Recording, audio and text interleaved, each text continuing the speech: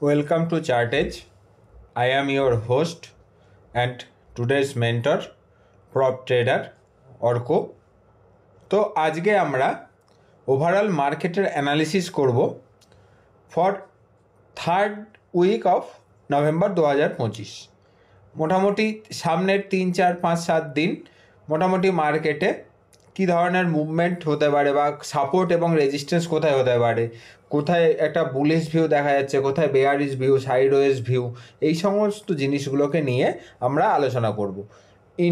Index লেভেলে, তারপর broader market, বিভিন্ন সেক্টর, এরপর ইউএস মার্কেট, কমোডিটি, ক্রিপ্টো এবং কিছু স্টক সম্পর্কেও আমরা দেখার চেষ্টা করব যে কোন ধরনের স্টকে সাধারণত মোমেন্টাম আছে, বিভিন্ন সেক্টর ওয়াইজ অ্যানালিসিস করে যে ধরনের সেক্টরের স্ট্রেংথ পাবো সেই ধরনের আমরা পার্টিকুলার চার্টে গিয়েও দেখার চেষ্টা করব।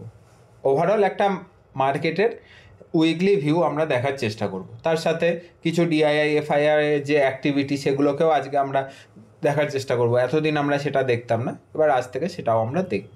তো শুরু করা যাক। নিফটির উইকলি ভিউ কী আছে? নিফটির উইকলিতে আমরা 10 মুভিং অ্যাভারেজ ইউজ করছি। 10 উইকলি মুভিং অ্যাভারেজ মানে 50 ডেইলি মুভিং অ্যাভারেজ খুব ভালোভাবে উইকলিতে টাইম ফ্রেমের যে ট্রেন্ড সেটা বোঝার জন্য কাজে দেয়। ঠিক আছে, তো আমরা দেখছি কন্টিনিউয়াসলি 3টে negative day, sideways to negative ডের পর উইকের পর এই 4th উইকে আমরা একটা পজিটিভ ট্রেন্ড পেয়েছি বা 417 পয়েন্ট নিফটিকে ওপরে দেখছি লাস্ট উইকে বা সেকেন্ড উইক অফ নভেম্বরে আমরা দেখেছি যে 400 পয়েন্ট নিফটি ওপরে উঠেছে। ঠিক আছে, এবং ক্লোজ করেছে কতই? 25,910। ঠিক আছে, তো এখানে ইম্পর্টেন্ট সাপোর্ট এবং রেজিস্ট্যান্স জোন কী হবে? ইম্পর্টেন্ট সাপোর্ট যেটা হবে সেটা হবে 25,700। ঠিক আছে, ইম্পর্টেন্ট সাপোর্ট যেটা হবে সেটা হবে 25,700। ওকে, এবং ইম্পর্টেন্ট রেজিস্ট্যান্স কোথায় হবে? ইম্পর্টেন্ট রেজিস্ট্যান্স হবে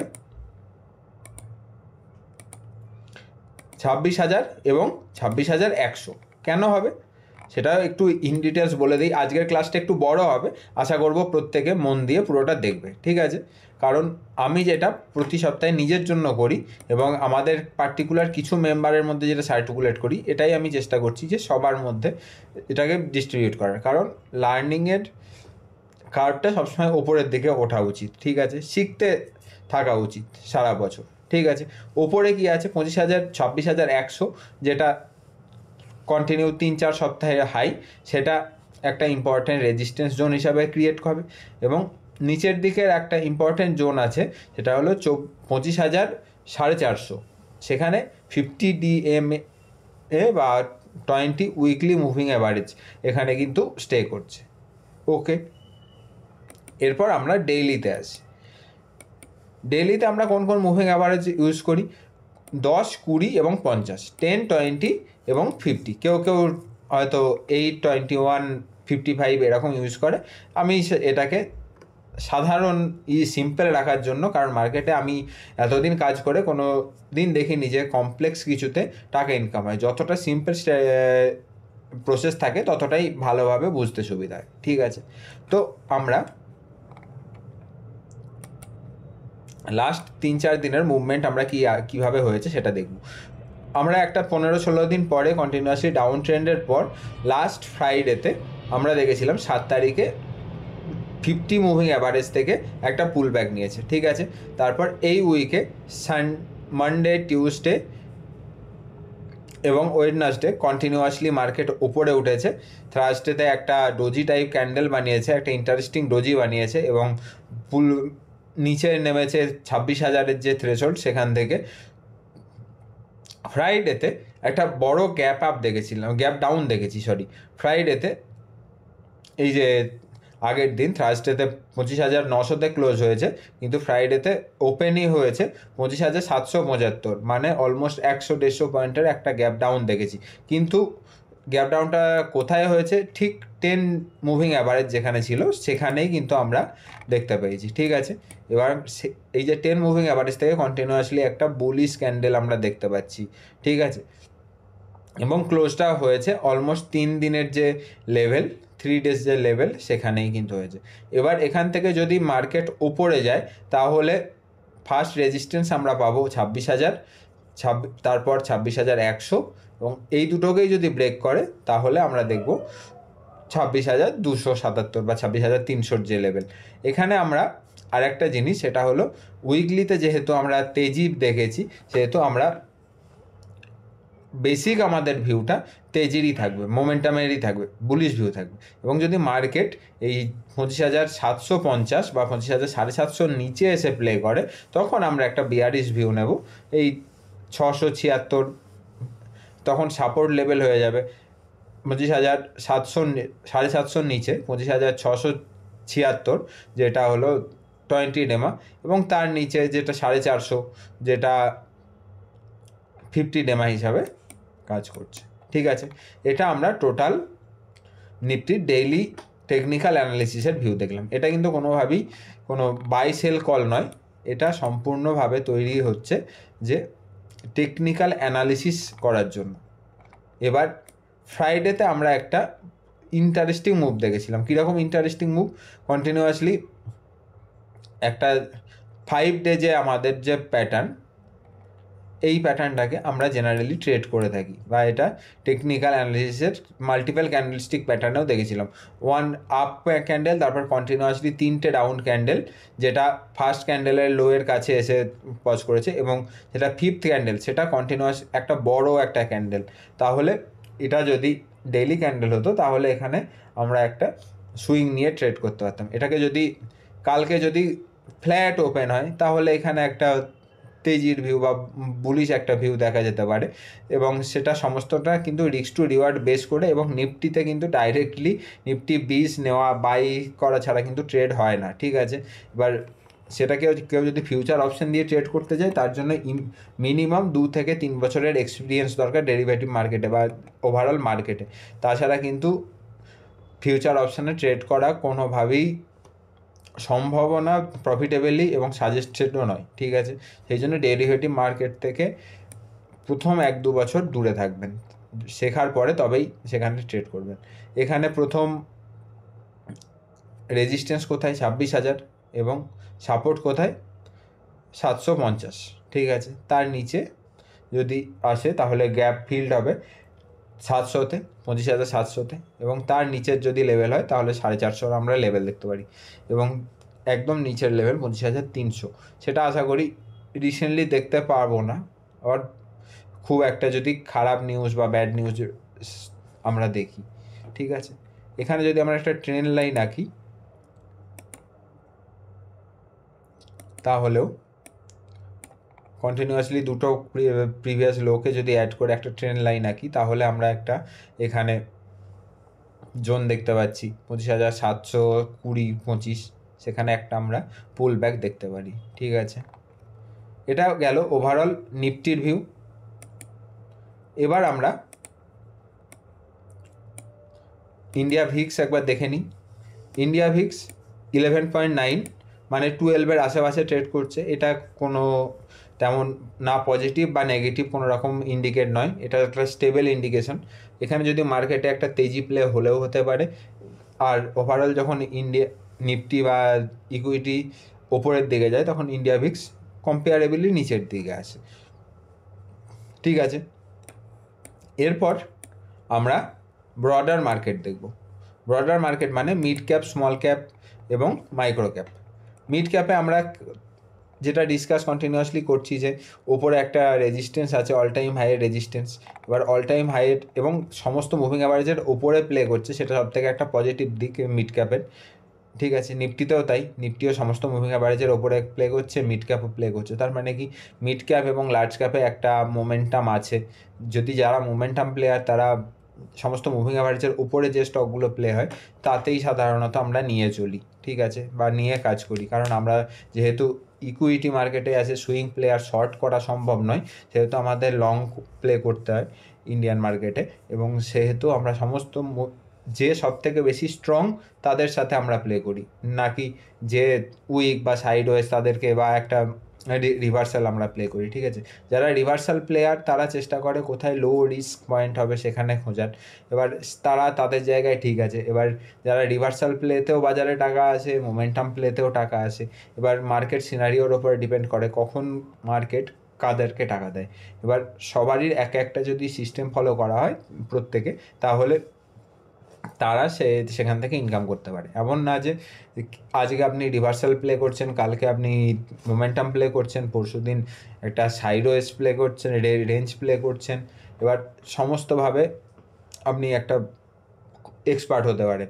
আপনাকে একটা বিষয়ের টপিকে এক্সপার্ট হতে হবে, তারপরে আপনি সেকেন্ড টপিক সম্পর্কে চুজ করতে পারেন যে আমি মোমেন্টামে আমি এক্সপার্ট হয়ে গেছি, এরপর আমি রিভার্সালটাও প্র্যাকটিস করবে শিখবো। এবার সমস্ত সাইকোলজিটাও ম্যাটার করে। এবার একই সময় আপনি রিভার্সাল এবং মোমেন্টাম দুটো প্লে করাটা একটু ডিফিকাল্ট হয় সাইকোলজির জন্য, এটা একটা পয়েন্ট। তো মিড ক্যাপ আমরা দেখছি ওভারঅল স্ট্রেংথ আছে, কিন্তু ওপরে আমাদের অল টাইম হাইয়ের যে থ্রেশহোল্ড সেটাও আছে, সেখানে আমাদের একটা রেজিস্ট্যান্স ক্রিয়েট হতে পারে। যদি রেজিস্ট্যান্স ক্রিয়েট হয় তাহলে এখানে 10 মুভিং অ্যাভারেজ, 20 মুভিং অ্যাভারেজ এগুলো ইম্পর্টেন্ট সাপোর্ট হিসাবে কাজ করবে। এবং যতক্ষণ না 10-20 মুভিং অ্যাভারেজ ব্রিজ করছে ততক্ষণ পর্যন্ত এখানে কোনো রকম ডাউন সাইড আমি দেখতে পাচ্ছি না, ঠিক আছে। নিফটি স্মল ক্যাপ সমস্ত মুভিং অ্যাভারেজের নিচে প্লে করছে, সেহেতু নিফটি স্মল ক্যাপে আমরা পার্টিকুলারলি কোনো স্টক যদি পাই সেখানে হয়তো আমরা প্লে করতে পারি, কিন্তু অ্যাজ এ সেক্টর কিন্তু নিফটি স্মল ক্যাপ একটা উইক সেক্টর হিসাবে কাজ করছে, ঠিক আছে। যতক্ষণ না নিফটি স্মল ক্যাপ সমস্ত মুভিং অ্যাভারেজের ওপরে আসছে এবং যে রিসেন্ট হাই আছে সেটাকে ক্রস করে ওপরের দিকে যাচ্ছে, ততক্ষণ পর্যন্ত কিন্তু নিফটি স্মল ক্যাপে সেরকম আমরা মোমেন্টাম অ্যাজ এ সেক্টর লেভেলে আমি নাকি দেখতে পাচ্ছি না। তবে স্পেসিফিক স্টক লেভেলে কিন্তু বেশ কিছু স্মল ক্যাপ মাইক্রো ক্যাপ স্টকে আমরা মোমেন্টাম কিন্তু দেখতে পাচ্ছি, ঠিক আছে। এবং নিফটি মাইক্রো ক্যাপও সেম একটা ডাউন ট্রেন্ডে আছে। এবার যতক্ষণ না ডাউন ট্রেন্ডটা রিসেন্ট যে সুইং হাই সেটাকে যদি ক্রস না করে, কিন্তু স্মল ক্যাপ এবং মিড ক্যাপে আর একটা জিনিস ইন্টারেস্টিং কি, এটা কিন্তু লো ক্রিয়েট করা কিন্তু বন্ধ করে দিয়েছে, ঠিক আছে। আগস্ট 2025-এ যে লো ক্রিয়েট করেছে, তারপর সেপ্টেম্বরের লো তার ওপরে, এবং অক্টোবর বা সেপ্টেম্বর লাস্ট উইকের লো কিন্তু তারও ওপরে, মানে হায়ার লো। তারপর রিসেন্টলি নভেম্বরের যে লো সেটাও কিন্তু একটা হায়ার লো ক্রিয়েট করছে। কী করছে তাহলে, কন্টিনিউয়াসলি হায়ার লো ক্রিয়েট করছে। তাহলে এখানে আমরা একটা যদি ট্রাইঅ্যাঙ্গেল আঁকি, তো এটা একটা অ্যাসেন্ডিং ট্রাইঅ্যাঙ্গেল হিসাবে কিন্তু তৈরি করছে, ঠিক আছে। এবার যদি এই ট্রাইঅ্যাঙ্গেলের মধ্যে দিয়ে যদি কন্টিনিউয়াসলি স্কুইজ করে, তাহলে কিন্তু একটা আপ ট্রেন্ডের প্রবাবিলিটি বেশি থাকে, ঠিক আছে। এখানেও তাই, নিফটি কিন্তু যেমন লোয়ার হাই ক্রিয়েট করছে, যেমন হাইকে ভাঙতে পারছে না, তেমন লোকে কিন্তু ভেঙে কিন্তু নিচের দিকে আসছে না, একটা স্কুইজ জোন একটা ক্রিয়েট করছে। এবার আমরা দেখবো যে কোথায় মুভমেন্ট করে। আর কন্টিনিউয়াসলি যেহেতু 3-4 বছর ধরে মিড ক্যাপ এবং স্মল ক্যাপ মাইক্রো ক্যাপের একটা র্যালি হয়েছে, সেহেতু একটা টাইম কারেকশান এবং প্রাইস কারেকশানের একটা দরকারও আছে, সেটাই নিচ্ছে এরা, ঠিক আছে। এবার আমরা দেখব ওভারঅল মার্কেট ব্রেথটা এবার আমরা দেখব, ঠিক আছে। আমরা কি দেখলাম, ইন্ডেক্স দেখলাম, ইন্ডিয়ার ভিক্স দেখলাম এবং ব্রডার মার্কেট দেখলাম। এবার আমরা দেখব মার্কেট ব্রেথ এবং ডিআইআই এফআইআই অ্যাক্টিভিটি, ঠিক আছে। মার্কেট ব্রেথে আমরা দেখতে পাচ্ছি এই যে 14 নভেম্বর বা শুক্রবারের মার্কেট ব্রেথ, আমরা যেহেতু ইন্ডেক্স লেভেলে পজিটিভ, মানে নিচের থেকে একটা গ্যাপ ডাউনের পর একটা কভারিং এসছে, সেহেতু আমরা স্লাইডলি সাইডওয়েজই দেখতে পাচ্ছি, যেহেতু ইন্ডেক্সও ফ্ল্যাট ওপেন আছে। এমন না যে ইন্ডেক্স খুব বেশি ওপরে গিয়ে ট্রেড করছে, 0.12%ই আপ আছে ইন্ডেক্স, ঠিক আছে। এই যে অনলি 0.1% আপ, নিচের থেকে বুল এসে ওপরে তুলেছে, ঠিক আছে, কিন্তু খুব একটা নিফটিকে ওপরে নিয়ে যেতে পারেনি। কিন্তু উইকলি বেসিসে আমরা নিফটিকে দেখছি যে একটা বুলিশ সাইন দিচ্ছে, ঠিক আছে। তো 4 চেঞ্জ, 30 চেঞ্জ এটা খুব একটা মেজর চেঞ্জ না, এটা একটা সাইড ওয়েজ চেঞ্জ। 20 চেঞ্জ আর 20 আরও একটা সাইড ওয়েজ, 50 আর একই আছে, কোনো চেঞ্জ হয়নি। 52 উইক হাই কিন্তু কমেছে, বাড়েনি। 52 উইক হাই কিন্তু কমেছে ওভারঅল মার্কেট। আগের দিন 2 ছিল, 2 থেকে কিন্তু 1.3 হয়েছে। এটা কিন্তু একটা কনসার্ন, নেগেটিভ কনসার্ন, ঠিক আছে। 52 উইক লো 2.7, ঠিক আছে। আগের দিন 2.3 হয়েছে, এটাই বেড়েছে। তার মানে কি 52 উইক হাই লো কিন্তু আমাদের বলছে যে ফ্রাইডের মার্কেট কিন্তু উইক মার্কেট ছিল, ঠিক আছে। ওভারঅল এখানে ফ্ল্যাট আছে, কোনো রকম চেঞ্জ হয়নি, কিন্তু মার্কেট ব্রেথ বলছে যে ওভারঅল উইক, ঠিক আছে। এরপর 10, 20, 50 এবং 200 চেঞ্জও তেমন কিছু আমরা মেজর চেঞ্জ দেখতে পাচ্ছি না। 4 আর পজিটিভ নেগেটিভ চেঞ্জও কিন্তু আমরা তেমন কোনো সিগনিফিক্যান্ট চেঞ্জ দেখতে পাচ্ছি। তার মানে কি এখানে 14 নভেম্বরের ব্রেথ হলো sideways to negative, slightly negative to sideways, ঠিক আছে। এটা আমরা দেখে নিলাম। এবার আমরা আজকে আরেকটা ইন্টারেস্টিং জিনিস দেখবো, সেটা হলো ডিআইআই এফআইআই অ্যাক্টিভিটি, ঠিক আছে। এটা ডেইলি ওয়াইজ দেখতে পারি কিংবা উইকলি বেসিসে দেখতে পারি। এটা আমরা যদি একবার দেখি তাহলে আমরা আরেকটু আমাদের ভিউটা পরিষ্কার হয়ে যায়, ঠিক আছে। যেমন দেখুন, এটা আমরা স্টকের যে অ্যাপ্লিকেশান সেখান থেকে আমরা দেখছি, ঠিক আছে। এটা ফ্রি অফ কস্টেই বেশ কিছু এখানকার অপশান আছে যেগুলো দেখা যায়, এবং ডিআইআই এফআইআই অ্যাক্টিভিটি সেটা ফ্রিতেই দেখা যায়, সেই জন্য এর জন্য আলাদা করে পে করার দরকার হয় না। এটা আমরা মাঝে মাঝে দেখি যখন আমরা প্রফেশনালি যখন অ্যানালিসিস করি তখন। তো এখানে আমরা 14 নভেম্বর দেখতে পাচ্ছি এফআইআই ক্যাশ মার্কেটে এই যে 4,900 কোটি টাকার সেলিং হয়েছে, ঠিক আছে। কিন্তু এই সেলিংটাকে ডিআইআই মানে এফআইআই মানে হলো ফরেন ইনস্টিটিউশনাল ইনভেস্টার, ডিআইআই মানে ডোমেস্টিক ইনস্টিটিউশনাল ইনভেস্টার। মানে এগুলো হলো গোল্ডম্যান স্যাকস, তারপর ধরুন মর্গ্যান স্ট্যানলি, এরা আছে, তারপর যারা এইচএনআই আছে, এদের সবাইকে বলা হয় এফআইআই বা ফরেন ইনস্টিটিউশনাল ইনভেস্টার। আর ডিআইআই কারা, যারা আমাদের যারা মিউচুয়াল ফান্ড আছে বড় বড়, যেমন এইচডিএফসি, এলআইসিআই মিউচুয়াল ফান্ড, তারপর ধরুন অ্যাসেট ম্যানেজমেন্ট কোম্পানিগুলো আছে, তারপর ইন্ডিয়ান যারা এইচএনআই আছে, এরা সবাই ডিআইআই এর মধ্যে পড়ে, ঠিক আছে। যারা দেশির আর কি। এবার তারা বাই করেছে 8,400 কোটি টাকা, ঠিক আছে। 8,400 কোটি টাকার বাইং হয়েছে, নেট বাইং, ঠিক আছে। ওভারঅল এরাও সেল করতে পারে, কিন্তু সেল বাইয়ের পরে নেট বাইং হয়েছে এই 8,400 কোটি টাকা। এটা নেট সেলিং হয়েছে 5,000 কোটি টাকা, ঠিক আছে। এবার এফআইআই ইন্ডেক্স ফিউচারে দেখতে পাচ্ছি এখানে নেট ওভারঅল সেলিং হয়েছে এফআইআই, কিন্তু ইন্ডেক্স অপশানে আবার আমরা দেখছি বাইং হয়েছে, ঠিক আছে। স্টক ফিউচার এবং স্টক অপশানেও আমরা দেখছি স্লাইডলি সেলিং হয়েছে। তার মানে এখানে কি দেখতে পাচ্ছি, এফআইআই সেল করছে এবং ডিআইআই একটা স্ট্রং ক্যাশে, আমরা যেহেতু ক্যাশ মার্কেটে কাজ করি তো ক্যাশের একটা আমরা বাইং দেখেছি, ঠিক আছে। এবার আমরা সেম জিনিসটাই ক্যাশ মার্কেট প্রভিন্সিয়াল মানে ওভারঅল যদি আমরা ক্যাশ মার্কেট দেখি তাহলে এফআইআই কন্টিনিউয়াসলি দেখছি আমরা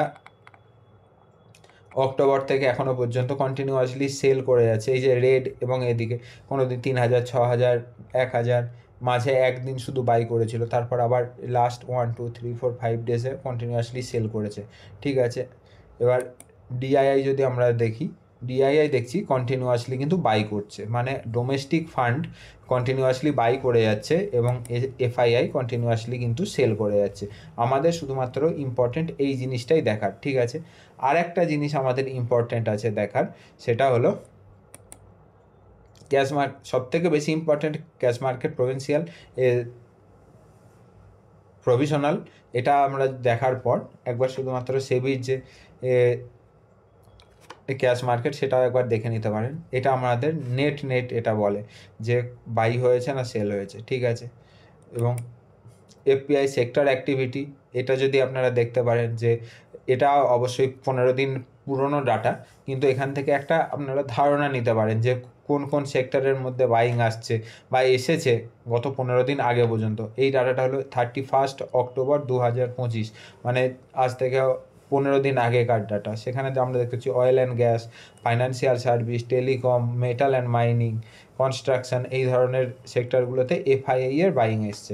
এবার এফআইআই এর বাইংয়ের তার ইন্ডিকেটার আমরা কন্টিনিউয়াসলি ডিসকাস করেই যাচ্ছি প্রতিদিন মার্কেটের ক্লাসে, যে কিভাবে বাই সেল হচ্ছে বা কোন কোন সেক্টরে স্ট্রেংথ আছে সেটা, ঠিক আছে। তো ওভারঅল আমরা ক্যাশ মার্কেট প্রফেশনালে আমরা দেখলাম যে এফআইআই কন্টিনিউয়াসলি সেল করছে এবং ডিআইআই কন্টিনিউয়াসলি বাই করছে। ঠিক আছে, এবার আমরা বিভিন্ন সেক্টরগুলো আমরা দেখব, ইন্ডিয়ান মার্কেটের বিভিন্ন সেক্টর নিয়ে আলোচনা করব। ঠিক আছে, ব্যাংক প্রথমত কি, আমাদের দেশের সবথেকে বড় সেক্টর কোনটা? ব্যাংকিং সেক্টর, ব্যাংকিং এবং ফাইন্যান্স। তো ব্যাংক নিফটি আমরা দেখতে পাচ্ছি, যেটাকে আমরা আগে ব্যাংক নিফটিতে, যেটা নিফটির থেকেও বেশি ট্রেড ব্যাংক নিফটিতে হতো এবং বিভিন্ন ম্যানিপুলেশনও ব্যাংক নিফটিতে হতো, সেই ব্যাংক নিফটি এখন তো উইকলি কন্ট্রাক্ট নেই, এখন শুধুমাত্র মান্থলি কন্ট্রাক্ট আছে এখানে এফএনওতে। তো এখন সেই জন্য ট্রেডিংটা অনেকটা কমে গেছে। তো ব্যাংক নিফটি আমরা দেখতে পাচ্ছি সমস্ত মুভিং অ্যাভারেজের ওপরে আছে এবং অল টাইম হাইয়ে ট্রেড করছে, অলমোস্ট অল টাইম হাইয়ে ট্রেড করছে। মানে কি, ইন্ডিয়ান ব্যাংক নিফটি ব্যাংকের মধ্যে যে স্টকগুলো আছে সেগুলোতে আমাদের ট্র্যাকে রাখা উচিত এবং দেখা উচিত যে রিস্ক টু রিওয়ার্ড কোথায় ফেভারেবল আছে, কোথায় একটা বেসের কাছে ট্রেড করছে। তো সেই সব জায়গাগুলোতে আমরা কিন্তু একটা ট্রেডিং পজিশান বানাতে পারি বা স্টেপ বাই স্টেপ একটা প্ল্যান করতে পারি যে অল্প অল্প করে কিছু নেব। যারা সুইং ট্রেড করে তারা সেইভাবে প্ল্যান, যারা পজিশনাল ট্রেড করে তারা আরেকভাবে প্ল্যান করতে পারে, যারা ইনভেস্টর তারা দেখতে পারে কোথায় ফান্ডামেন্টালি স্ট্রং স্টক এবং টেকনিক্যালি কোথায় স্ট্রং হচ্ছে, যারা টেকনো ফান্ডায় ইনভেস্টর তারাও এইভাবে দেখতে পারেন। ঠিক আছে, তো ব্যাংকিং আমরা ওভারঅল স্ট্রং দেখছি। ফাইন্যান্স ব্যাংকিং ও নিফটি নিফটির মধ্যে ব্যাংকিং যেহেতু একটা স্ট্রং পার্ট এবং নিফটি ফাইন্যান্সও ওপরে আছে, তার মানে কি, ফাইন্যান্সের মধ্যে যেমন ধরুন এনবিএফসি যেগুলো আছে, যেমন non banking financial service like finance company, তারপর ধরুন অ্যাসেট ম্যানেজমেন্ট কোম্পানি, ক্যাপিটাল মার্কেটে রিলেটেড যে কোম্পানিগুলো আছে সেগুলো, যেমন পিএসইউ ব্যাংক, সমস্ত কিছু নিয়ে নিফটি ফাইন্যান্সিয়াল সার্ভিসের যে ইন্ডেক্স সেটা তৈরি হয়। তো সেটাও যেহেতু ওপরে আছে সেহেতু আমরা এনবিএফসি, তারপর অ্যাসেট ম্যানেজমেন্ট কোম্পানি, তারপর ক্যাপিটাল মার্কেট রিলেটেড কোম্পানি, তারপর পিএসইউ ব্যাংক, তারপর insurance, life insurance, health insurance provider যারা আছে সেই ধরনের যারা স্টকগুলোকে আমরা দেখতে পারি। ঠিক আছে, তো ফাইন্যান্সিয়াল সেক্টর ওভারঅল স্ট্রং আছে, কিন্তু উইক আছে কে? ইন্ডিয়ান আইটি সেক্টর আমরা উইক আছে। ঠিক আছে, আইটিতে দেখুন টেকনিক্যাল অ্যানালিসিস কতটা ইম্পর্টেন্ট। কন্টিনিউয়াসলি এটা একটা বড় একটা স্ট্রং রেড ক্যান্ডেল এবং এটা একটা জোন ক্রিয়েট করেছিল, যেখান থেকে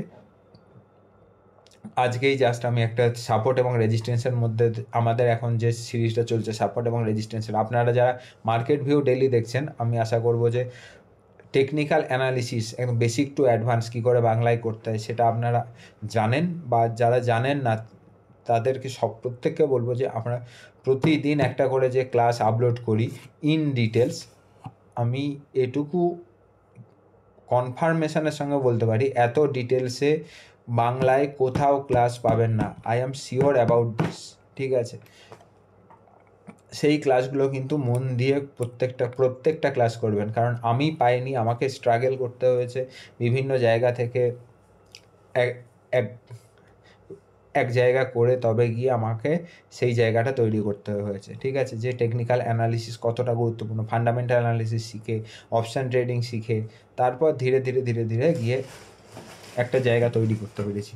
সেই জন্য আমিও চেষ্টা করছি আপনারা যাতে অতটা স্ট্রাগল না করে এক জায়গায় সমস্ত কিছু পান, সেই জন্য টেকনিক্যাল অ্যানালিসিসের প্রত্যেকটা class day by day in details আমি আপলোড করছি, সেখান থেকে কিন্তু অবশ্যই প্রত্যেকটা ক্লাস মন দিয়ে দেখবেন। ঠিক আছে, এবং যারা এই মার্কেট ভিউয়ের পুরো ক্লাসটা দেখছেন না তাদেরকেও একটা থ্যাঙ্কস, কারণ এখন ওই রিলস 5 সেকেন্ড 10 সেকেন্ড 20 সেকেন্ডের রিলসের যুগে এই রকম 20 মিনিট 30 মিনিট 40 মিনিট, এই যে আজকে যেমন মার্কেট অ্যানালিসিস অলমোস্ট 1 ঘন্টার ক্লাস হতে পারে, তো এগুলোকে যারা ইন ডিটেলস প্রত্যেকটা দেখছেন তাদেরকে অসংখ্য ধন্যবাদ। ঠিক আছে, তো টেকনিক্যাল নিফটি আইটি ইন্ডেক্স দেখছি আমরা যে আবার একটা কিন্তু রেজিস্ট্যান্স নিয়েছে এই 37,000 70-এর আশেপাশে, 37,000-এর আশেপাশে কিন্তু একটা রেজিস্ট্যান্স নিয়ে তার নিচের দিকে আসছে।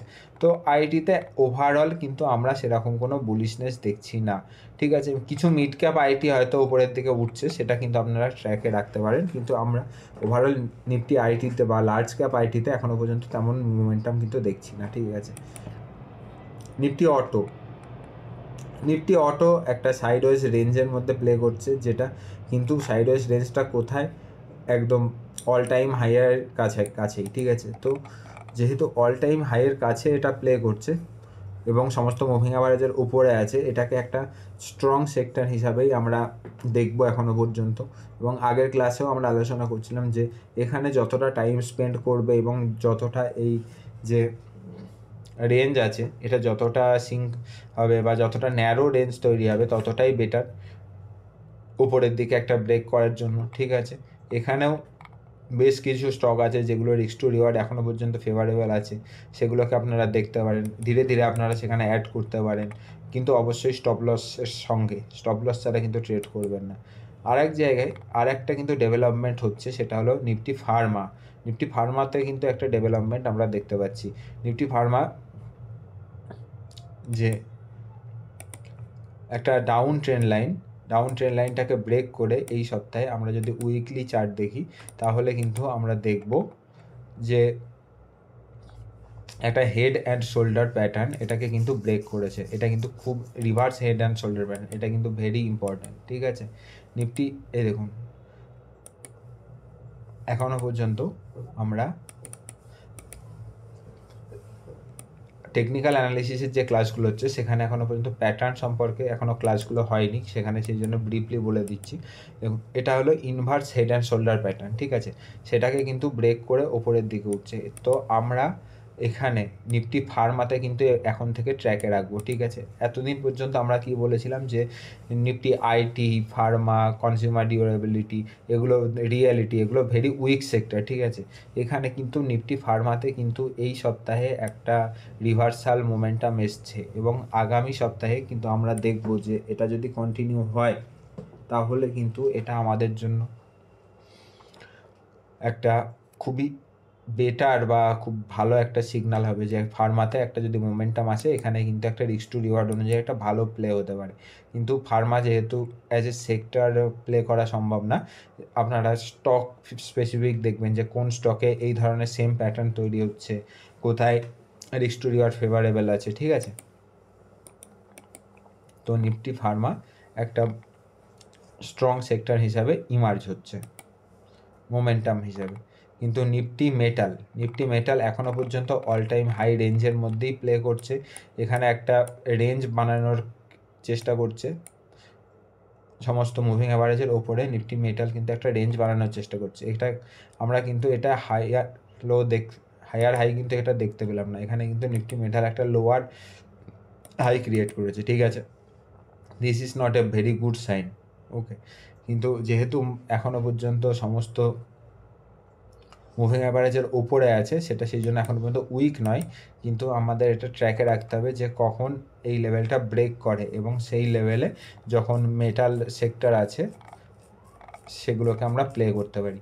এমনিতেও যখন মোটামুটি আগের যে লেভেল ব্রেকআউট লেভেল থেকে কন্টিনিউয়াসলি ওপরে কতটা গেছে, 12% ইন্ডেক্স লেভেলে যখন মার্কেট ওপরে গেছে তখন একটা কনসলিডেশন একটা এক্সপেক্টেড থাকেই। এবার কনসলিডেশনটা কীভাবে টাইম কনসলিডেশন হবে না প্রাইস কনসলিডেশন কারেকশন হবে সেটাই এখন দেখার, ঠিক আছে। এবার নিফটি মেটালের মধ্যে এখন একটু সিলেক্টিভ ওয়েতে স্টপ লসটাকে একটু আরও বেশি স্ট্রং করে আমাদের কাজ করতে হবে, যেখানে নিফটি মেটাল যেন আমরা যে গেনটা পেয়েছি যারা যারা নিচে থেকে নিয়েছে তাদের যেন এখানে লস না হয়, ঠিক আছে। গেন যেন হাতছাড়া না হয় সেটা আমাদের নজরে রাখতে হবে। Nifty oil and gas strong মোমেন্টামের মধ্যে আছে এখনও পর্যন্ত, সমস্ত মুভিং অ্যাভারেজের উপরে আছে, কিন্তু একটু স্লাইডলি নিচের দিকেও আসতে পারে। লাস্ট তিন দিন যখন মোমেন্টাম ব্রেকআউট জোনের ওপরে দেখছি তখন কিন্তু ক্যান্ডেলগুলোকে অতটা আমরা স্ট্রং দেখতে পাচ্ছি না। ক্যান্ডেলগুলো কিন্তু ওপরের লেভেল থেকে একটা রিজেকশান আসছে, ওপরের লেভেল থেকে রিজেকশান আসা মানে কি একটা সেলিং প্রেশারও আছে। ওপরের লেভেলে স্ট্রং ধরে আছে কিন্তু সেটা একটা বাইং সিগনাল, কিন্তু ওপর থেকে যখন নিচের দিকে আসছে তার মানে কি একটা সেলিং সিগনালও আছে। তো এখানে আমাদের নজরে রাখতে হবে এবং স্টপ লসটাকে একটা সিলেক্টিভ স্টপ লস পার্টিকুলার রেখে আমরা এখানে কিন্তু নিফটি অয়েল অ্যান্ড গ্যাসে ট্রেড করব। কিন্তু Nifty oil and gas overall strong sector, financial service strong sector. এখন এই সপ্তাহে ইমার্জ হয়ে এলো কোন সেক্টরটা? Nifty Pharma. নিফটি ফার্মা এই সপ্তাহের ইমার্জ হয়ে এসছে, যেটা side ways to negative trend থেকে একটা ইমার্জিং পজিটিভ বা বুলিশ ট্রেন্ডের মধ্যে এসছে। ঠিক আছে, নিফটি এফএমসিজি এখনও পর্যন্ত একটা কনসলিডেশনের মধ্যে আছে, এখানে তেমন কিছু ইন্টারেস্টিং আমি দেখতে পাচ্ছি না।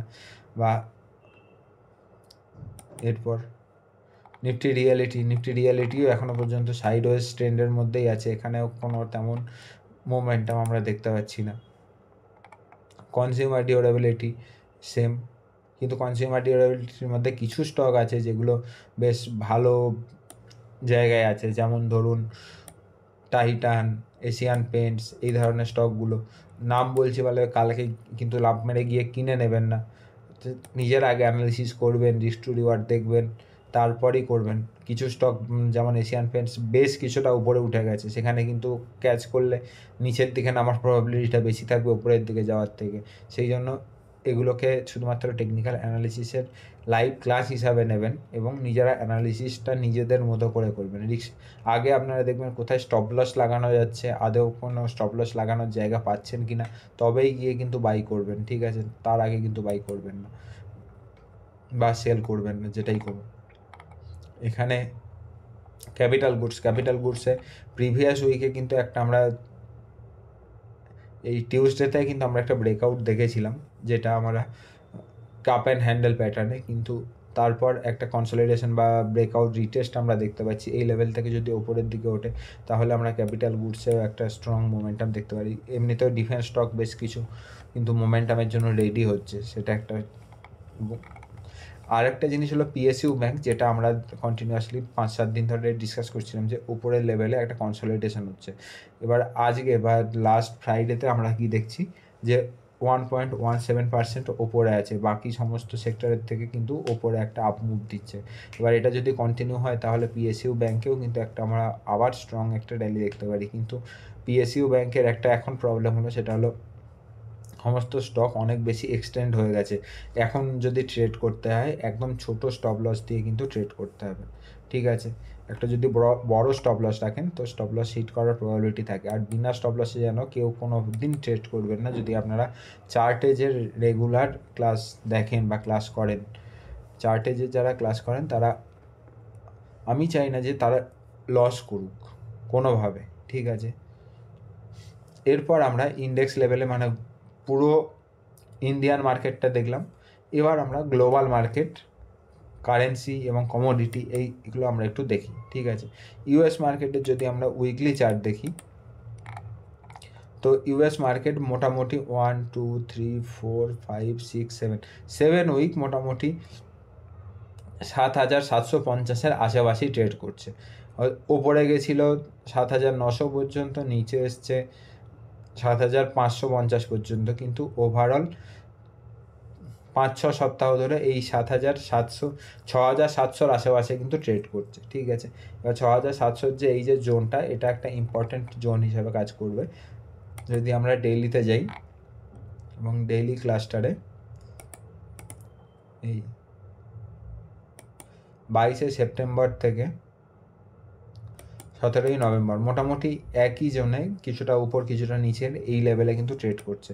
কিন্তু একটা পজিটিভ সাইন হলো 50 মুভিং অ্যাভারেজের এখানে একটা বুলিশ ক্যান্ডেল বানিয়েছে। এবার যদি লোটাকে হোল্ড করে বা 6,640-50 এই যে ইম্পর্টেন্ট লো, এটাকে যদি হোল্ড করে তাহলে উপরের দিকে একটা সাইড ওয়েজ টু একটা বুলিশ ট্রেন্ড দেখতে পারি। বা 50 মুভিং অ্যাভারেজকে ইন্ডেক্স অনেক দিন মোটামুটি আমরা বলতে পারি মে মাসের পর থেকে এখনও পর্যন্ত কিন্তু ব্রিজ করেনি নিচের দিকে, কিন্তু 50 মুভিং অ্যাভারেজের নিচে কিন্তু ইউএস মার্কেট বা S&P 500 ক্লোজ দেয়নি। তো S&P 500 যদি 50 মুভিং অ্যাভারেজের নিচে ক্লোজ দেয় সেটা কিন্তু একটা বড় কনসার্ন হিসাবে কাজ দেবে। আর যদি না হয় তাহলে কিন্তু আবার মোমেন্টামটা কন্টিনিউ হতে পারে। ঠিক আছে, সেম জিনিস আমরা ডাও জোন্সেও দেখতে পাচ্ছি। 50 মুভিং অ্যাভারেজের ওপরে হোল্ড করছে, একটা পুল ব্যাক দেখতে পেয়েছি এবং ওই সেপ্টেম্বর থেকে এখনও পর্যন্ত একই জোনে ট্রেড করছে, কিন্তু এখানেও 50 মুভিং অ্যাভারেজটাই একটা ইম্পর্ট্যান্ট লেভেল হিসাবে কাজ করবে। ন্যাসড্যাক 50 মুভিং অ্যাভারেজকে দুর্দান্তভাবে হোল্ড করেছে এবং তার উপরে ক্লোজ করেছে। 50 মুভিং অ্যাভারেজটা এখানেও একটা ইম্পর্ট্যান্ট লেভেল হিসাবে কিন্তু কাজ করছে। বাট দেখার বিষয় যে কীভাবে নেক্সট উইকে এটা নিচের দিকে আসে না উপরের দিকে। যদি নিচের দিকে আসে তাহলে একটা কিন্তু এখানে বেয়ারিশ প্লে কিন্তু একটা কন্টিনিউ হবে। মোটামুটি 24,000টা একটা সাপোর্ট লেভেল হিসাবে কাজ দেবে। এবার আমরা দেখব DXY বা ডলার ইন্ডেক্স, যেটা 100-র নিচে আছে, কোনো রকম হেডেক ক্রিয়েট করছে না। ঠিক আছে, কোনো হেডেক নেই যখন, তখন এটা নিয়ে বেশি চিন্তা করে আমাদের লাভ নেই। যখন 100-র ওপরে উঠবে তখন ভাবা যাবে যে এটা কিভাবে আমাদের কনসার্ন ক্রিয়েট করে। USD INR কিন্তু মাল্টিপল ওপর থেকে কিন্তু রেজিস্ট্যান্স নিচ্ছে, মানে কি এখানে একটা সেলিং প্রেশার আছে যেটা ওপরের দিকে উঠতে দিচ্ছে না। এবার সেলিং প্রেশারটা কে সেল করছে সেটা দেখার বিষয়। এটা সেন্ট্রাল ব্যাংক সেল করতে পারে বা ম্যাক্সিমামটা এখানে যেহেতু ট্রেডিং বন্ধ, ইন্ডিয়ান মার্কেটে যেহেতু ফরেক্সের অপশান ট্রেডিং যেহেতু ব্যান্ড আছে, সেহেতু মেনলি এটাকে হেজ করার সেন্ট্রাল ব্যাংক এখানে বিভিন্ন অ্যাক্ট করে। ঠিক আছে, এবার সেগুলো আমাদের যখন সেন্ট্রাল ব্যাংকের ডাটা দেখবো তখনই আমরা সেগুলো বোঝা যায়। ঠিক আছে, এটা মোটামুটি গ্লোবাল এবং কারেন্সি ভিউ দেখলাম। এবার আমরা কমোডিটি ভিউটা দেখি। কমোডিটিতে একটা মেজর বা একটা ইন্টারেস্টিং চেঞ্জ এসছে ফ্রাইডেতে। ঠিক আছে, আমরা আগের দিন আলোচনা করছিলাম, থার্সডে আমরা আলোচনা করেছিলাম ফ্রাইডের ভিউয়ের জন্য, যে উপরে আমরা একটা রেজিস্ট্যান্স দেখতে পারি যে 1,30,000 কিংবা 1,32,000, কিন্তু তার আগেই বা 1,27,000-এর এখানে যে আমরা একটা ইভিনিং স্টার ক্যান্ডেল বানিয়েছে, তারপরে কিন্তু আমরা ফ্রাইডেতে একটা বড় একটা ব্ল্যাক ক্যান্ডেল বা রেড ক্যান্ডেল ক্রিয়েট হয়েছে এবং 3টি ক্যান্ডেলকে একত্র করে এইটাকে আমরা এই ক্যান্ডেল 3টিকে একত্র করে এই ক্যান্ডেল 3টির নাম হলো ইভিনিং স্টার। ঠিক আছে, ইভিনিং স্টার কোথায় তৈরি হয়েছে? সমস্ত মুভিং অ্যাভারেজের ওপরে কিন্তু হোল্ড করছে। যদি মুভিং অ্যাভারেজের এটা কিন্তু একটা bearish sign, this is not a bullish sign. ঠিক আছে, এখানে গ্যাপও ফিল হয়ে গেছে। গ্যাপ ফিল সেট আপের জন্য উপরে গেছিলো, কিন্তু গ্যাপ ফিল করে কিন্তু নিচে আবার চলে এসছে এবং অলমোস্ট ইকুইলিব্রিয়াম জোনের কাছাকাছি এসে ট্রেড করছে। এবার মার্কেট যদি নিচের দিকে আসে তাহলে আমরা রেজিস্ট্যান্স কোথায় দেখতে পাবো, সাপোর্ট কোথায় দেখতে পাবো? প্রথম সাপোর্ট দেখতে পারবো 1,21,500 এবং সেকেন্ড সাপোর্ট আমরা দেখতে পাবো 1,19,000। কেন 1,19,000? কেন 1,19,000-এ 50 মুভিং অ্যাভারেজ আছে, প্লাস যে রিসেন্ট যে ফল তার লো কিন্তু 1,19,000, 18,500 থেকে 19,000। এবার এই দুটো লেভেল আমাদের কিন্তু গোল্ডে অবজার্ভ করতে হবে। সিলভারেও তাই, সিলভারেও একটা স্ট্রং বেয়ারিশ মুভমেন্ট হয়েছে স্যাটারডেতে। ঠিক আছে, তো এখন আমাদের কিন্তু সমস্ত মুভিং অ্যাভারেজের উপরে ট্রেড করছে, এটা কিন্তু একটা বুলিশ সাইন, মানে এখন মিক্স আপ সাইন আছে। ওখানে যেমন আমরা একটা গ্যাপ ফিলিং সেট আপ দেখেছি, এখানে কিন্তু কোনো গ্যাপ ফিলিং সেট আপ দেখিনি।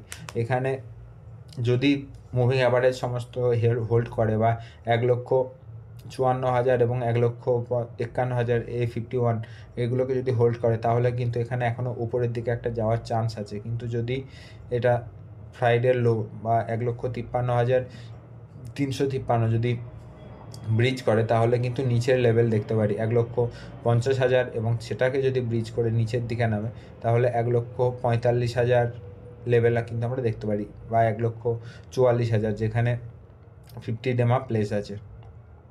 ঠিক আছে, এই দুটো গেল সিলভার এবং গোল্ডের ভিউ। অপেক্ষাকৃত সাইডওয়েজ টু বেয়ারিশ, কিন্তু আরও 1-2 দিনের মুভমেন্ট না দেখলে এখানে কনফার্ম করা যাবে না। ঠিক আছে, নিফটি, এরপর আসি ক্রুড অয়েলও কিন্তু সেই ইম্পর্টেন্ট ক্লাস্টার বা একটা যে রেজিস্ট্যান্স জোনের 5,400 5,500 এই জোনের মধ্যেই প্লে করছে। যতক্ষণ ততক্ষণ আমাদের হেডেকের কোনো কারণ নেই। যদি ওপরে যায়, যখন আমাদের 5,400 লেভেল যখন ব্রিজ করে তার ওপরে ক্লোজ করবে, তখন আমরা ভাববো যে এর ওপরে কতটা যেতে পারে, এবং ওপরে 5,500 পর্যন্ত কিন্তু কন্টিনিউয়াসলি রেজিস্ট্যান্স আছে, এবং নিচের লেভেলে সাপোর্ট, ইম্পর্টেন্ট সাপোর্ট হিসেবে কাজ করবে 5,177। ঠিক আছে। নেট গ্যাস, ন্যাচারাল গ্যাস ওপরের দিকে কিন্তু ওঠার চেষ্টা করেছিল, কিন্তু ফ্রাইডেতে এখানে কমোডিটি পুরো অ্যাজ এ বাস্কেট সেলিং এসছে। ন্যাচারাল গ্যাসেও 3% আমরা সেলিং দেখেছি, এবং 400-র কাছে এসে ট্রেড করছে।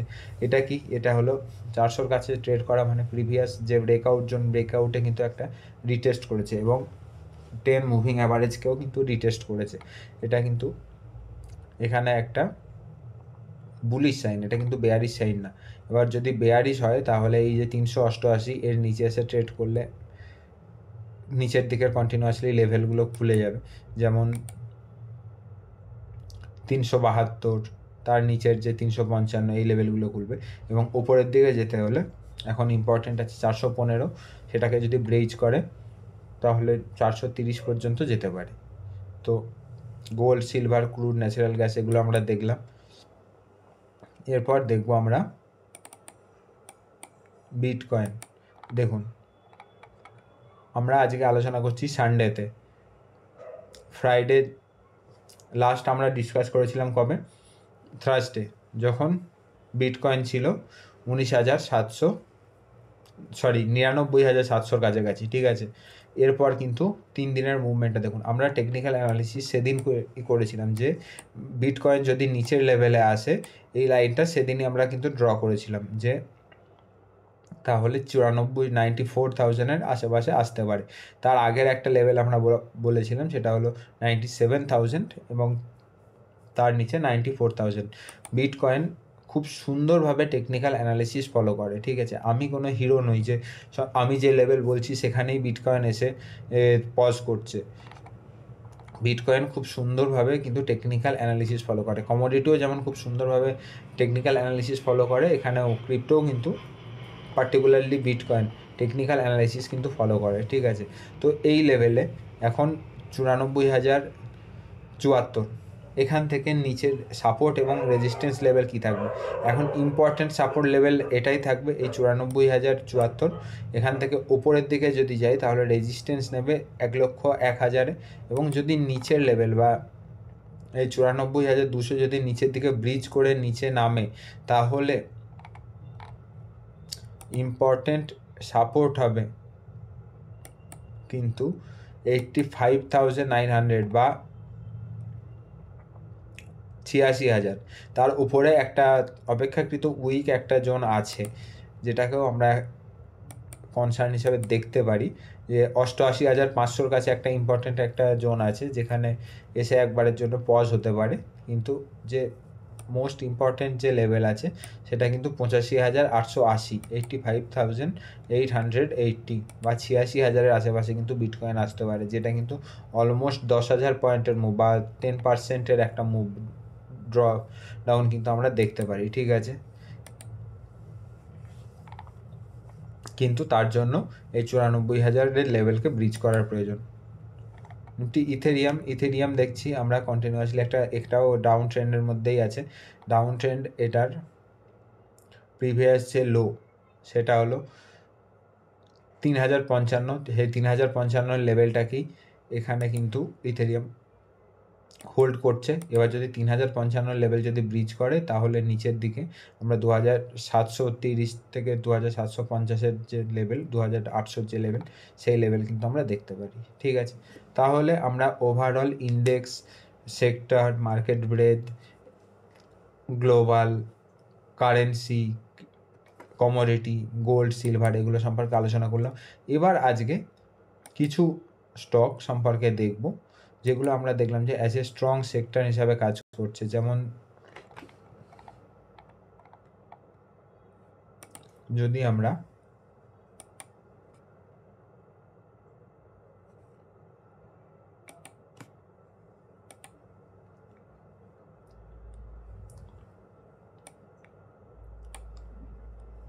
নিফটি, ব্যাংক কিংবা এনবিএফসির মধ্যে যদি আমরা দেখি, তাহলে কিছু স্টক সম্পর্কে এবার দেখার চেষ্টা করি।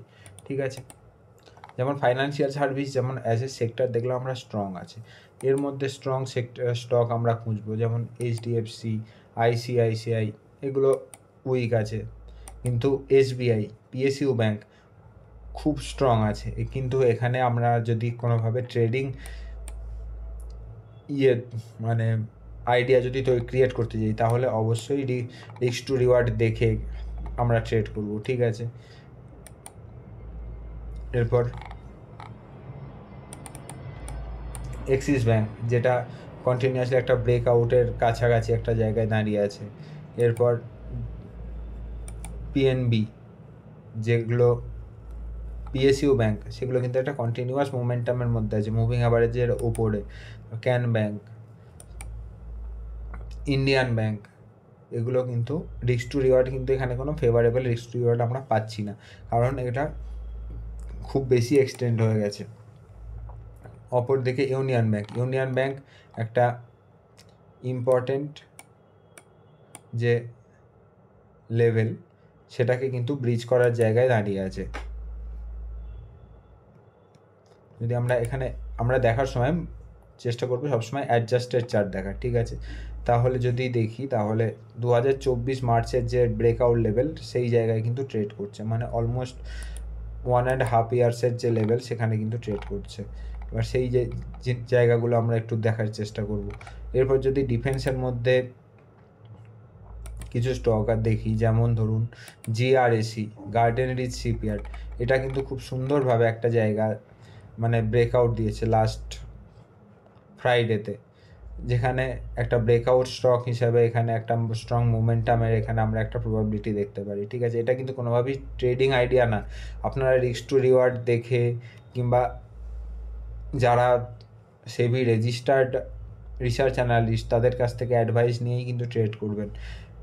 ম্যাক্সিমাম প্রবাবিলিটি আছে কিন্তু আপনারা যারা নতুন ট্রেড করছেন তারা লস করবেন, ঠিক আছে। সেই জন্য নিজেরা ট্রেড নেওয়ার আগে টেকনিক্যাল অ্যানালিসিস শিখবেন, তারপরে ট্রেড করবেন। আমি শুধুমাত্র এক্সাম্পল দিচ্ছি এগুলো, যাতে আপনারা বুঝতে পারেন যে কোন ধরনের স্টক চলছে বা সেক্টর থেকে কিভাবে। আমরা যেমন ডিফেন্সের ওখানে দেখলাম যে একটা মোমেন্টাম আছে, তো এখানে যেমন গার্ডেন রিচ একটা, তারপরে BHEL, এখানেও আমরা একটা কিন্তু মোমেন্টাম দেখছি। তারপর M&M, যেমন অটো সেক্টরের মধ্যে আমরা দেখছিলাম যে অটো সেক্টরে একটা স্ট্রং একটা মোমেন্টাম আছে, তো M&M দেখছি আমরা একটা ব্রেকআউট করে এখানে একটা ব্রেকআউট রিটেস্ট একটা স্ট্রাকচার বানিয়েছে, ঠিক আছে। এবার এই ধরনের স্টকগুলো আছে। তারপর HBL ইঞ্জিনিয়ারিং লাস্ট ফ্রাইডেতে খুব ভালো একটা মোমেন্টাম দিয়েছিল, কিন্তু এগুলো রিস্ক টু রিওয়ার্ড কতটা ফেভারেবল আছে কতটা নেই সেটা আপনারা নিজেরা অ্যানালিসিস করবেন। কিছু স্টক আছে যেগুলো কন্টিনিউয়াসলি চলছে। আর ফার্মা সেক্টরের মধ্যে যেটা আমরা বলছিলাম যে স্ট্রং যে মুভমেন্ট, ফার্মার যে লিডারকে, ফার্মা লিডার হলো সান ফার্মাসিউটিক্যাল সেক্টরের লিডার, ঠিক আছে। দেখুন ফার্মাতে যে মুভমেন্ট আমরা দেখছি, আমরা সান ফার্মাতেও কিন্তু দেখছি যে একটা ডাউন ট্রেন্ড লাইনের ব্রেকআউট দেখতে পাচ্ছি, ঠিক আছে। এবার কোথায় স্টপ লাগাবেন, কোথায় টার্গেট নেবেন, সেটা আপনাদের ফাইন্যান্সিয়াল যে অ্যাডভাইজার আছে তাদেরকে জিজ্ঞাসা করবেন, কিংবা আপনারা যদি টেকনিক্যাল অ্যানালিসিস জানেন সেইভাবে আপনারা করতে পারেন, ঠিক আছে। এবার কোনো রকম স্টকের আইডিয়া আমি দিতে পারবো না যে এখানে আপনি স্টপ টার্গেট নিয়ে আপনি ট্রেড করতে পারেন, সেটার লাইসেন্স আমার কাছে নেই। সেহেতু আপনারা নিজেদের মতো করে বা নিজেরা অ্যানালিসিস করে, আশা করি আমরা যে টেকনিক্যাল অ্যানালিসিসের ক্লাসগুলোকে কন্টিনিউয়াসলি বেসিসে আপলোড করি, সেগুলো যদি আপনারা দেখেন তাহলে আপনারা নিজেরাই বুঝতে পারবেন যে আপনি কোথায় বাই করবেন, কোথায় সেল করবেন, ঠিক আছে। এখানে দেখুন টরেন্ট ফার্মা, গোটা ফার্মাসিউটিক্যাল সেক্টর ডাউন ট্রেন্ডে আছে, কিন্তু এই যে টরেন্ট ফার্মা নামক স্টকটি, সেটা কিন্তু আপ ট্রেন্ডে আছে। এবার এই ধরনের স্টকগুলোকে দেখতে পারেন, কিন্তু এখানে কোথায় স্টপ টার্গেট রেখে ট্রেড করবেন সেটা সম্পূর্ণ আপনার নিজের কল, ঠিক আছে। এছাড়া ফার্মাসিউটিক্যাল সেক্টরের মধ্যে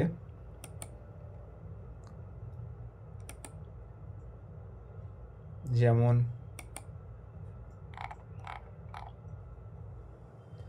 বায়োকন বলে একটি স্টক আছে, বায়োকন কোথায় গেল,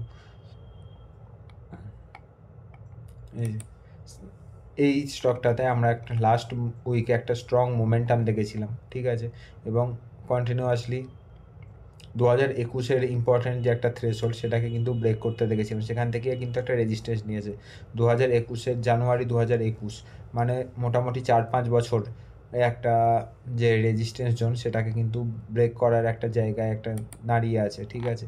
এবার এখানে যদি সেটাকে ব্রেক করে তো সেখান থেকে একটা রিস্ক টু রিওয়ার্ড ফেভারেবল যদি আপনাদের হয় তাহলে সেখানে আপনারা একটা ট্রেডিং আইডিয়া জেনারেট করতে পারেন। এবার কোথায় বাই করবেন সেল করবেন সেটা আপনাদের ফাইন্যান্সিয়াল অ্যাডভাইজার যে আছেন, সেবি রেজিস্টার্ড অবশ্যই, এবং যারা মুখে বলে সেবি রেজিস্টার্ড এমন না, যাদের কাছ থেকে আপনারা অ্যাডভাইস নেন সেটা ট্রাস্টেবল হওয়া উচিত, ঠিক আছে।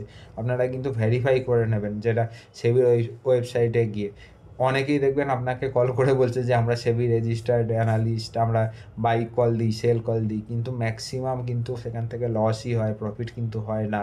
সেহেতু আপনারা নিজে বুঝে অ্যানালিসিস করে তবে গিয়ে আপনারা ট্রেড করবেন, তাছাড়া কিন্তু ট্রেড করবেন না, ঠিক আছে। It is my bold request to all of you. So আজকের মতো ক্লাসটা ওভারঅল মার্কেটের উইকলি ভিউ এখানে শেষ করলাম। অলমোস্ট 50 মিনিটের ক্লাস হলো।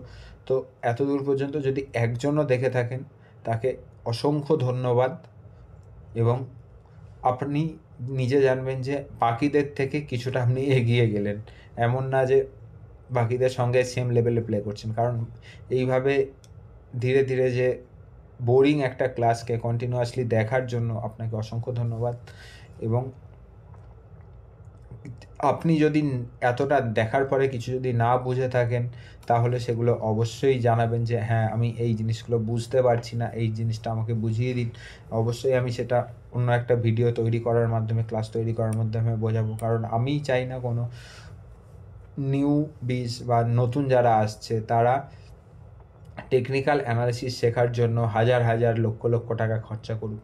ফ্রি অফ কস্টে আমি যেমন শিখেছি ওপেন সোর্স থেকে শুরুর দিনে, তারপর যেমন আমি নিজে সেটাকে এক্সটেন্ড করার জন্য অ্যাডভান্স লেভেলে যাওয়ার জন্য সেটা টাকা খরচা করেছি, সেটা আমিও চাই আপনারা একটা জায়গায় চার্টেজের মধ্যে সমস্ত টেকনিক্যাল অ্যানালিসিসটা যেন আপনারা শিখতে পারেন, এবং মিনিমাল খরচা করে, ঠিক আছে। হয়তো শেখার জন্য আপনাদের একটা কম্পিউটার বা একটা ল্যাপটপ যেটা আপনাদের বাড়িতে আছে সেখানে হয়তো ইলেকট্রিসিটি, তারপর ইন্টারনেট, এগুলোর হয়তো কস্টিং লাগবে, কিন্তু এমন না যে শুধুমাত্র টেকনিক্যাল অ্যানালিসিস শেখার জন্য আপনাকে 1 লক্ষ টাকার কোর্স ফি দিতে হচ্ছে, সেটা আমি কোনো দিনই অ্যাডভাইজেবল বলে মনে করি না, ঠিক আছে। যদি আপনি টেকনিক্যাল অ্যানালিসিস শিখে যান, তারপর সেখান থেকে হয়তো আপনার কাছে 5 লাখ 10 লাখ অ্যামাউন্ট আছে, সেখান থেকে আপনি 10% 20% খরচা করছেন শেখার জন্য বা সেইটাকে এক্সটেন্ড করার জন্য। দেখুন, আপনার কাছে যদি ক্যাপিটাল থাকে 5 লাখ, তার 10% মানে হয় 50,000, সেটাকে আপনি স্পেন্ড করলেন আপনার নলেজটাকে আরও গ্যাদার করার জন্য, সেখান থেকে 30-40% ইয়ারলি রিটার্ন জেনারেট করার জন্য। সেটা ঠিক আছে, সেটা একটা মানা যায়, কিন্তু আপনার কাছে ক্যাপিটালই আছে 50,000 টাকা, কিন্তু আপনি সেখান থেকে 30,000 টাকা দিয়ে কোনো একটা কোর্স করলেন, তাহলে না আপনি না ট্রেডিং শিখবেন, না আপনি ট্রেড করতে পারবেন, কারণ লাইভ মার্কেটে আপনি যতক্ষণ না প্র্যাকটিক্যালি কাজ করছেন আপনি কিচ্ছু শিখবেন না। এটা কিন্তু কোনো রকম একাডেমিক ক্লাস চলছে না, আপনি কিন্তু সিএমটির জন্য পড়াচ্ছি না কি আপনি টেকনিক্যাল অ্যানালিসিস শেখে সিএমটির এক্সামে বসবেন, সিএমটি ক্লিয়ার করবেন, বা সিএমটি একটা হলো টেকনিক্যাল অ্যানালিসিসের চার্টার্ড ডিগ্রি, যেটা ইউএসের সিএমটি অ্যাসোসিয়েশন প্রোভাইড করে, ঠিক আছে। তো সেটা কিন্তু না, আপনাদেরকে আমি টেকনিক্যাল অ্যানালিসিস শেখানোর চেষ্টা করছি যাতে আপনারা লাইভ মার্কেটে ট্রেড করে কিছু টাকা ইনকাম করতে পারেন বা আপনাদের প্যাসিভ ইনকামের একটা সোর্স তৈরি হয়, ঠিক আছে। এখন শুধুমাত্র একটা ইনকামের ওপর ভরসা করে চলতে গেলে কিন্তু সামনের 5 বছর 10 বছর 20 বছরের মধ্যে একটা স্ট্রাগল আপনাকে ফেস করতে হতে পারে, ঠিক আছে। এবার সেহেতু একটা প্যাসিভ ইনকাম বা আপনার যে জমানো টাকা, যেখানে আপনার এফডি রেটের থেকে বেটার কোনো জায়গা যদি পান, সেই জায়গাটা আমি চেষ্টা করছি। যদি আপনারা শেয়ার মার্কেট কিচ্ছু না বোঝেন তাহলে আপনি নিফটি বিজে ইনভেস্ট করুন, that is the best way, ঠিক আছে। অনেক বড় বড় ট্রেডার ইনভেস্টার আছে যারা নিফটি বিজের রিটার্নকে বিট করতে পারে না, ঠিক আছে। নিফটি বিজ is the smartest way for everyone. এবার বাকিটা আপনারা আবার আমরা প্রতিদিনই মার্কেট ভিউয়ের যে ক্লাস করি সেখানে আমরা আলোচনা করব, এবং আজকের মতো ক্লাসটা এখানেই শেষ করছি। সবাই ভালো থাকবেন, সুস্থ থাকবেন। আমরা আবার আগামীকালের ক্লাসে দেখা হবে। বাই।